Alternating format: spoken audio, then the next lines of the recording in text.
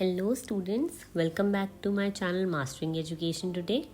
आज के वीडियो में हम बात करने वाले हैं बीएड प्रोग्राम के बारे में, जो कि आप इग्नू से कर सकते हैं। मुझे काफ़ी सारे लोगों के कमेंट्स आ रहे थे कि बीएड का एडमिशन कब स्टार्ट होगा, क्या एलिजिबिलिटी क्राइटेरिया होता है। तो इस वीडियो में मैंने आपको बीएड से रिलेटेड सारी इन्फॉर्मेशन प्रोवाइड करी है, तो इस वीडियो को एंड तक ज़रूर देखें। हेलो इग्नू स्टूडेंट्स, आज की इस डिटेल्ड वीडियो में हम बात करने वाले हैं एक ऐसे कोर्स के बारे में जो हर उस व्यक्ति के लिए इम्पोर्टेंट है जो टीचिंग प्रोफेशन में है या फिर जाना चाहते हैं। हम बात कर रहे हैं इग्नू के बीएड प्रोग्राम के बारे में, that is bachelor of education. ये कोर्स स्पेशली उन लोगों के लिए डिज़ाइन किया गया है जो अपने टीचिंग करियर को अपग्रेड करना चाहते हैं, वो भी डिस्टेंस लर्निंग के थ्रू। तो अगर आप चाहते हैं कि एक रिकॉग्नाइज्ड बीएड डिग्री बिना रेगुलर कॉलेज जाए, तो ये वीडियो आपके लिए है। इस वीडियो को एंड तक ज़रूर देखना, क्योंकि लास्ट में मैं आपको एडवांटेज और डिसएडवांटेज बताने वाली हूँ कि क्या आपको इग्नू से बीएड करनी चाहिए या नहीं। तो सबसे पहले हम बात कर लेते हैं इस प्रोग्राम के ओवरव्यू के बारे में, यानी कि इग्नू का बीएड कोर्स कितने टाइम तक के लिए है, क्या लैंग्वेज ऑप्शंस होते हैं और क्या ये वैल्यूएबल है या नहीं।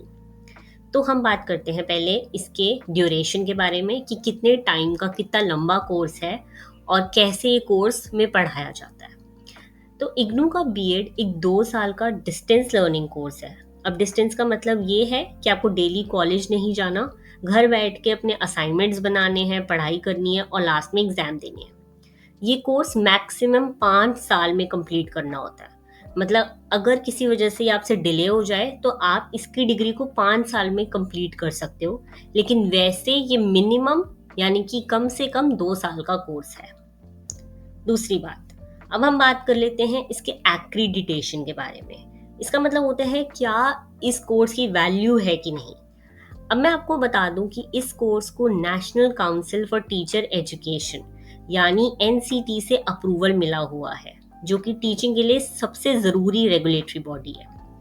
तो बहुत अच्छी बात है, अगर ये एनसीटीई से अप्रूव्ड है, इसका मतलब ये डिग्री वैल्यूएबल है और इसकी वर्थ है। दूसरी चीज़, लैंग्वेज के ऑप्शंस। ये कोर्स इग्नू बीएड का कोर्स आपको इंग्लिश और हिंदी दोनों लैंग्वेजेस में अवेलेबल है। चलिए अब बात करते हैं एलिजिबिलिटी की, जो इस कोर्स के लिए अप्लाई करने का सबसे पहला स्टेप है। एकेडमिक क्राइटेरिया की बात कर लेते हैं। एकेडमिक क्राइटेरिया मतलब कि आपको पढ़ाई में, यानी कि 12th 10th ग्रेजुएशन, इस सब से रिलेटेड क्या क्या चाहिए होगा इस डिग्री को परस्यू करने के लिए। एकेडमिक क्राइटेरिया कहता है कि आपके पास ग्रेजुएशन या पोस्ट ग्रेजुएशन होनी चाहिए, यानी कि आपने किसी चीज़ में ग्रेजुएशन करा होना चाहिए या फिर पोस्ट ग्रेजुएशन। ठीक है, किसी भी सब्जेक्ट में चलेगा, नहीं मैटर करता कौन सा सब्जेक्ट था, क्या था, कुछ मैटर नहीं करता, सिर्फ एक बैचलर, सिर्फ एक ग्रेजुएशन या पोस्ट ग्रेजुएशन की डिग्री चाहिए, दोनों में से एक चीज़। ठीक है, अगर आपके पास बीई या बीटेक की डिग्री है तो आपको उसमें 55% मार्क्स चाहिए, लेकिन अगर आपने बैचलर्स या पोस्ट ग्रेड किसी और में करा, यानी कि बैचलर ऑफ आर्ट्स या फिर बीएससी या फिर कोई भी और सब्जेक्ट, तो आपको 50% मार्क्स चाहिए उसमें।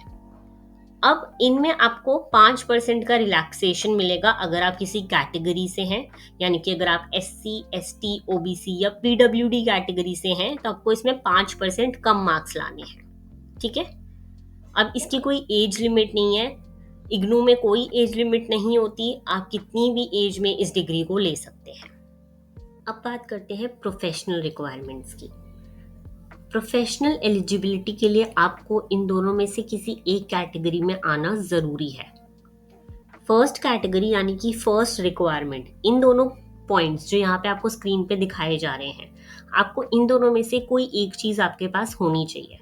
फर्स्ट पॉइंट है trained in service teacher in elementary education. इसका मतलब है आप एक ट्रेंड इन सर्विस टीचर हो जो एलिमेंट्री एजुकेशन में ऑलरेडी काम कर रहे हो, यानी कि आप ऑलरेडी किसी स्कूल में पढ़ा रहे हो। एलिमेंट्री एजुकेशन यानी कि स्कूल में पढ़ाना। ठीक है, तो आप किसी भी स्कूल में किसी भी क्लास को अगर पढ़ा रहे हो तो आपके पास एलिजिबिलिटी है एक बीएड की डिग्री लेने की। दूसरा पॉइंट आ जाता है completed a face to face NCTE recognised teacher training programme. इसका मतलब है या फिर आपने किसी NCTE approved face to face teacher training programme किया है। ये टीचर ट्रेनिंग प्रोग्राम के एग्जाम्पल्स हैं DLED, JBT, BTC। कोई भी अगर आपने इनमें से कोई प्रोग्राम करा है फेस टू फेस यानी कि रेगुलर, डिस्टेंस से नहीं, रेगुलर कॉलेज जाकर अगर आपने कोई भी ये डिग्री या फिर कोई भी ये सर्टिफिकेट प्रोग्राम करा है तो भी आप BLED की डिग्री के लिए एलिजिबल हो। अब लास्ट पॉइंट ये आ जाता है, अगर आप एक फ्रेशर हो और अभी तक किसी स्कूल में पढ़ाया नहीं है आपने, तो इग्नू का BEd कोर्स आपके लिए टफ हो सकता है क्योंकि इंटर्नशिप्स मैंडेटरी होती हैं। यानी कि आपको आगे जाके किसी स्कूल में पढ़ाना पड़ता है, तो अगर आपके पास पहले से एक्सपीरियंस नहीं है तो आपके लिए बहुत डिफिकल्ट हो जाएगा। ठीक है। अब ये मैंने नीचे कुछ कमेंट्स दे रखे हैं जो मेरे को रेडिट पे और कोरा पे मिले थे स्टूडेंट्स के जिन्होंने ऑलरेडी BEd डिग्री ले रखा है इग्नू से। तो उनका ये कहना था कि BEd वैसे वैल्यूएबल नहीं है अगर आप एक टीचर नहीं हो ऑलरेडी। ठीक है। अगर आपको डिस्टेंस से BEd करना भी है तो आपके पास पहले थोड़ा बहुत एक्सपीरियंस होना चाहिए। अब नेक्स्ट आ जाते हैं एडमिशन एंड एंट्रेंस एग्जाम पे। इग्नू के BEd प्रोग्राम के लिए डायरेक्ट एडमिशन नहीं मिलता। आपको एक एंट्रेंस एग्ज़ाम क्लियर करना होता है, उसके बाद ही आप एडमिशन के लिए एलिजिबल होते हैं। इग्नू में हर कोर्स में बिना किसी एंट्रेंस एग्ज़ाम के आप एडमिशन ले सकते हैं, लेकिन BEd और MBA के लिए आपको एंट्रेंस क्लियर करना पड़ता है। अब जैसा कि आपको पता होगा, अगर आप 2025 यानी कि अभी इस साल एडमिशन लेना चाहते हैं तो एडमिशन ऑलरेडी स्टार्ट जनवरी में हो गए थे। 2025 के एडमिशन प्रोसेस के अप्रॉक्सीमेट टाइमलाइन ये था जो आपके सामने आपको स्क्रीन पे दिख रहा है। एप्लीकेशन फॉर्म रिलीज हुए थे 22 जनवरी को और इसकी लास्ट डेट 28 फरवरी थी। फिर आपका एंट्रेंस एग्जाम 16 मार्च को था और उससे एक हफ्ता पहले आपका एडमिट कार्ड आ गया था। उसके बाद एडमिट कार्ड आने के बाद आपका रिजल्ट आने में बहुत टाइम लगा था। रिजल्ट अभी पहले ही कुछ महीना पहले जून में रिजल्ट आया है, जिसमें एक मेरिट लिस्ट आती है जिसमें आपका रजिस्ट्रेशन या एनरोलमेंट नंबर होता है और आपका नाम होता है। उससे आपको पता चल जाता है कि आपका एंट्रेंस एग्जाम क्लियर हुआ है कि नहीं। और अभी फिलहाल 15 जुलाई के बाद काउंसलिंग और वेरिफिकेशन स्टार्ट होएगा, जो एडमिशन जनवरी में स्टार्ट हुए थे उसका। अभी फिलहाल अगर आपको एडमिशन लेना है इग्नू में BEd में, तो कहीं भी एडमिशन ओपन नहीं है। जिस समर्थ पोर्टल से आप एडमिशन ले रहे हो और किसी कोर्स के लिए, वहाँ पे bachelor of arts of education करके एक प्रोग्राम है, लेकिन वो BEd नहीं है। BEd के एडमिशन अभी ओपन नहीं है इग्नू में। जैसे ही कोई नोटिफिकेशन आएगा या कुछ भी होगा मैं अपने चैनल पे अपडेट कर दूंगी, लेकिन अभी इग्नू में BEd के प्रोग्राम के लिए कोई एडमिशन स्टार्ट नहीं हुआ है। जनवरी में एडमिशन स्टार्ट हुए थे जिसका एडमिशन प्रोसेस कंप्लीट हो चुका है। लेकिन अभी भी आपके पास चांस है, अगर एडमिशन ओपन होता है तो आपका एंट्रेंस कंडक्ट हो जाएगा सितंबर में या फिर अगस्त में। तो आप उससे पहले एग्ज़ाम का सिलेबस मैंने जैसे स्क्रीन पे दिया हुआ है नीचे, आप वो देख लीजिए ताकि आप प्रिपेयर करना स्टार्ट कर दें। अभी नहीं तो आप अगले जनवरी में एडमिशन ले सकते हैं। और एग्ज़ाम का सिलेबस कुछ ऐसा होता है, जनरल इंग्लिश इसमें वही सब आएगा, ग्रामर, RCs, LR में बेसिक LR आएगी, एजुकेशन, जनरल अवेयरनेस, इस सब में आपका एजुकेशन रिलेटेड पॉलिसीज, मेथड्स ये सब आता है। और teacher learning and school systems में भी वही सब, जो टीचिंग से रिलेटेड जितना भी आपका GK, current affair, factual information होती है, वही सब एग्जाम में आता है। तो ध्यान रखिए, मैं आपको फिर से बता रही हूँ, इग्नू में एडमिशन अभी स्टार्ट हो चुके हैं, लेकिन BEd के प्रोग्राम के लिए एडमिशन स्टार्ट नहीं हुआ है। BEd के प्रोग्राम के लिए एडमिशन जनवरी में स्टार्ट हुआ था, जिसका एंट्रेंस भी हो चुका है और रिजल्ट आ चुका है। तो अभी BEd के प्रोग्राम के लिए एडमिशन स्टार्ट नहीं हुआ है।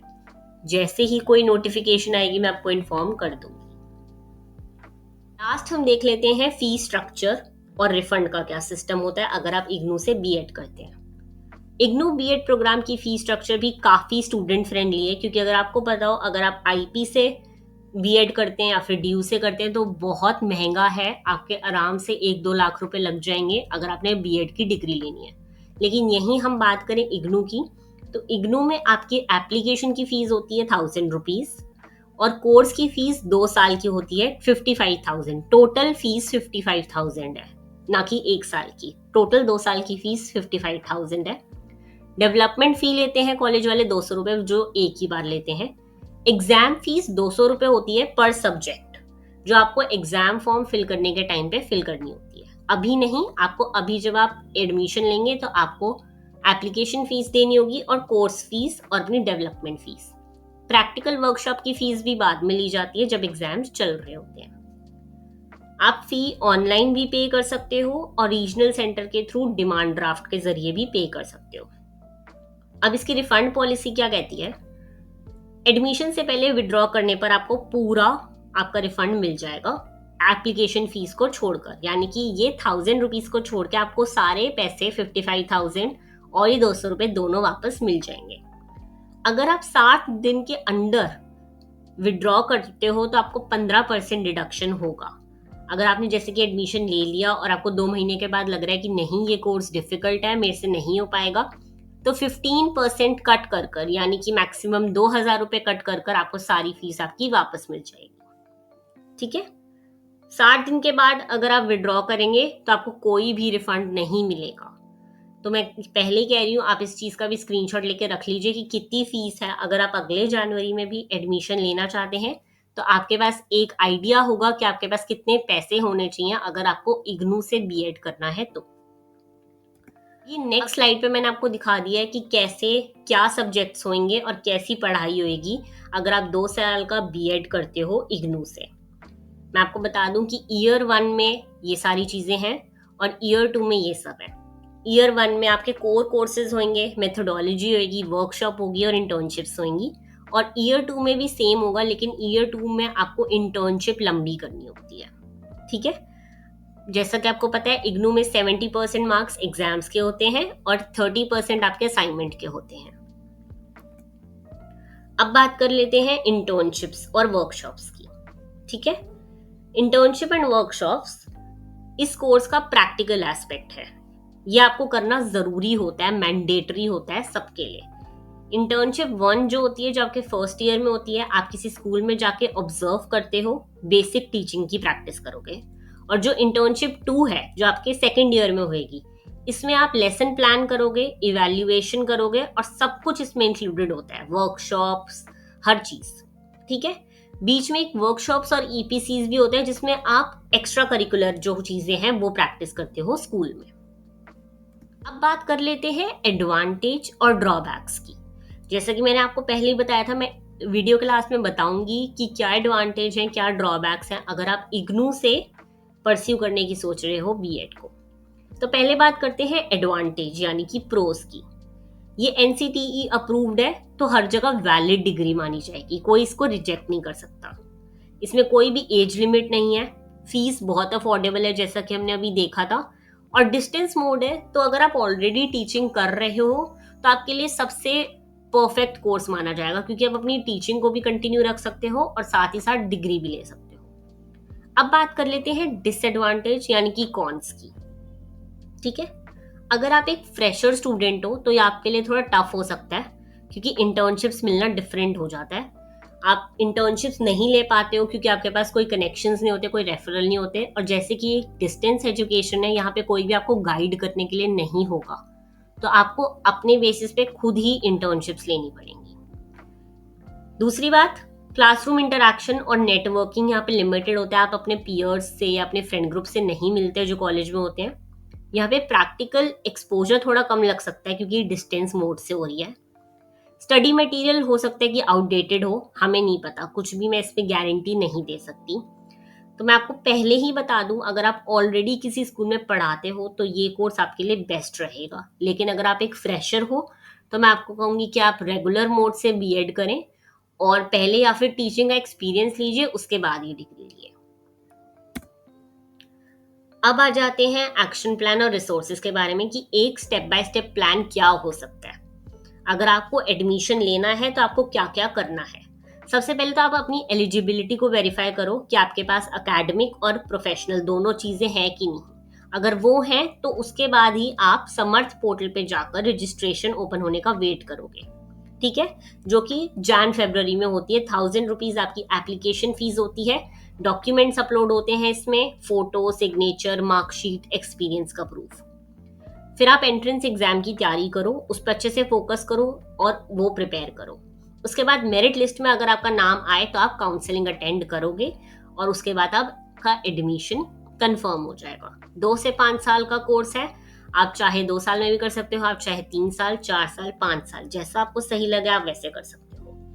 मैंने आपको यहाँ पे आपको इग्नू की वेबसाइट का भी लिंक दे दिया, आप वहां पे जाके भी सारी इन्फॉर्मेशन देख सकते हो।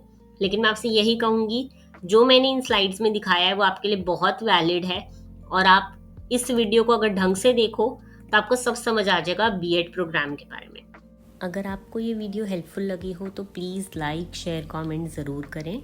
अगर आपके कोई भी डाउट्स हैं या कोई भी क्लैरिफिकेशन चाहिए तो आप नीचे कमेंट करके मुझे ज़रूर बता सकते हैं। Thank you.